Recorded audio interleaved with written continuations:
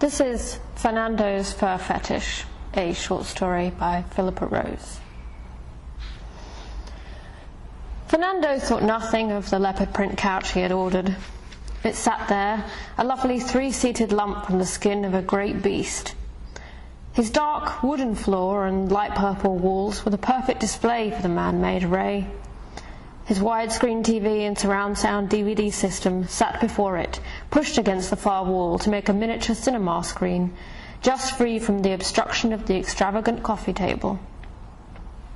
In fact, Fernando, a well-to-do businessman, had an extravagant taste and a slightly larger than normal house. His place was littered with expensive art, signed golden records framed and hung on the walls, and large bronze sculptures of naked women in almost pornographic poses, his favourite of which was a life-size figure of a suggestively posed woman, her slim, curved body bulging in almost inhuman ways as she leant her hand against the wall, frozen in the motion of suggestively flicking her hair. So real, in fact, Fernando often liked to envisage it to be a woman waiting for him patiently to turn off the TV, turn around and make his way across the dark room to her. Which is why, on his way in and out of the room, he would often give a little stroke here or there depending on his mood, and sometimes, just sometimes, give it a quick peck on the cheek on his way out to work, trying not to bash her with his briefcase too harshly as he swung round the doorframe with the cold metallic taste on his lips. After a while, Fernando found himself forgetting about his metallic mistress, and his new fetish began. Night after night, with the glowing box on, he would sit, looking straight at the screen, running his hand through the soft, fluffy patterns of his once fake animal, now sofa. Oddly enough, it had started with a rather boring section of the shopping channel. He had dropped a cookie crumb or two, and had sat picking them out of the clean, fresh fur. But after a while, he had found himself deeply massaging the chair, moving his hand this way and that, the soft fibres rubbing against his hand, almost making him melt. And what started with one hand became two.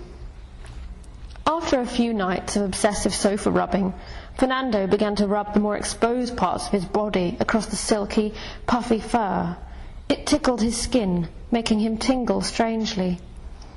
So strongly and strangely, in fact, that one morning he awoke to find himself face first in the fluff, his nostrils making the tiny fibres move up and down as he breathed, and the fur tickling his nose hair in turn. As though he were in the arms of another, he nestled his head deeply into the corners of the chair and grabbed onto the fur, forcing it between his wriggling and rather excited fingers. Fernando soon began to notice the puffy fur chair had a similar effect on his visitors. It had started with the wife of a business associate, a loud, screeching woman, who sat down in her short spotted skirt in the middle of the summer. The soft fur tickled the back of her legs, making a cool tingle of goosebumps rise across her skin. "Ooh!" she screeched. "Ain't that lovely? Roger, Roger, come and try this." Obedient as ever, the man joined his wife and slowly began to give the couch a good circular stroke with his hand. As with Fernando, the two rubbing hands soon became four, and the back of the woman's legs slid slowly over the fur. Fernando stood with the tray of refreshments, eyeing the couple jealously, as though the sofa were cheating with them. Male or female, Fernando couldn't help but notice what the sofa did to people. They would sit, softly running their fingers through the fur as they talked, sparking such a yearning in Fernando he had broken many a wine glass in his effort to keep his anger at bay. Something which his fur-obsessed guests failed to notice, as they pleased their strengthening passion to somehow interact with the sofa.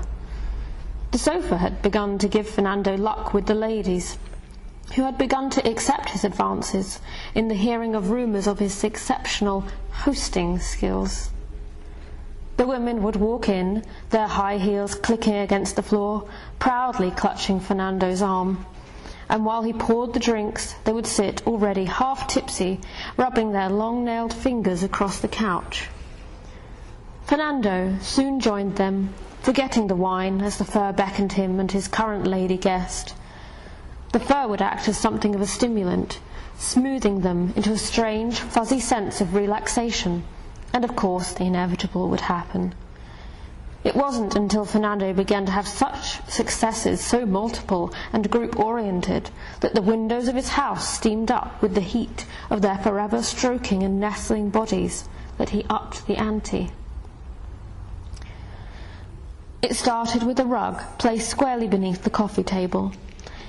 The guests, which were now invited on a regular basis, liked nothing better than to slip off their shoes and socks and slowly delve their feet into the fabric, rubbing this way and that, giving them a luxurious tingle, as the sofa too worked its magic.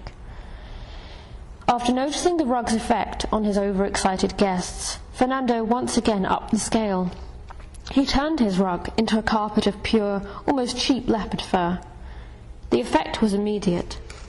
Instead of subtly sitting down, Fernando's invited guests, which grew in number by night, now took to rolling over the floor and stripping off in the rushed impatience of feeling the soft tingle of fur across their entire bodies. It wasn't unusual to hear the odd, satisfied groan as the fur massaged their skin in an oddly sensual way. The carpet then grew into a furry sort of wallpaper, giving the walls of the room a good soundproofing and adding an extra stroking surface for the ever-increasing number of guests who arrived at Fernando's, in search for the enticement of his orgasmic fur-covered room. As ever with Fernando, his obsession doubled and mounted into a thick and complete covering of his once richly accustomed bachelor pad.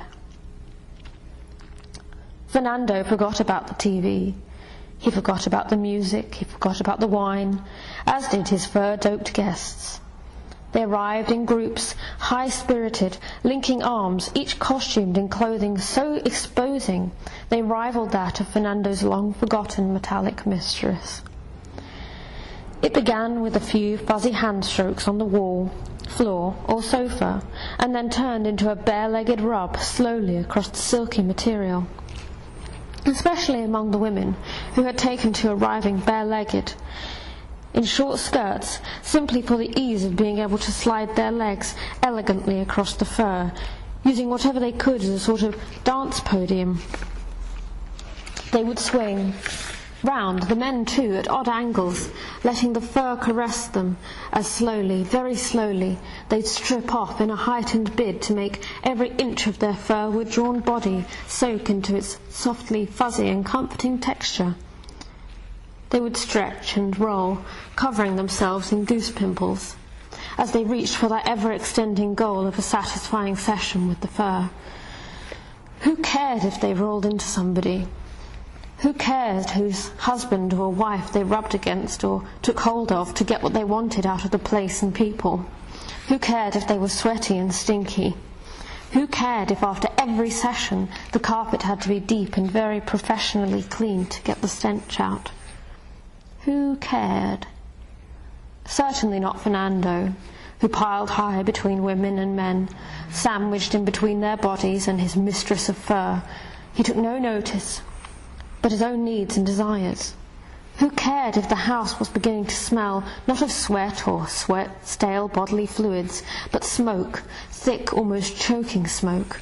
Who cared if the house was becoming slowly darker and dank? Who cared if it was getting difficult to breathe? Who cared if there was a strange, almost unbearable dry heat? Who cared as long as the fur was there to stroke them? It had been the screech of a woman, in fact, Fernando's business associate's wife. She had rolled over in the corner, flicking an arm out to get a more sensual grope of the fur-covered wall. Instead of getting a nice, tingly embrace, she had shot her arm straight into the flame of a raging fire. She pulled her hand away and shot up, looking at the blisters across her palm, giving a whole new meaning to the words friction burn. In fact, that night had been so busy, so intense, they had failed to realize they had created enough friction in the fur to spark a fire. As the fire engulfed the room, more and more people woke from their fur high, stung with the flames or by the screams of others, if they had not been too much into it. And they ran and screamed, smashing windows, breaking down doors, all in a bid to escape their self-induced fire. Mostly naked, some half-dressed or holding objects above their more sensitive areas, the crowd of people stood, watching as the flames engulfed the house, and a sweaty and ashen Fernando ran out in a large rectangular skirt of leopard print fur around his lower half. He sank to his knees on the lawn and began stroking the fur. Thank God, he thought, the fur is safe.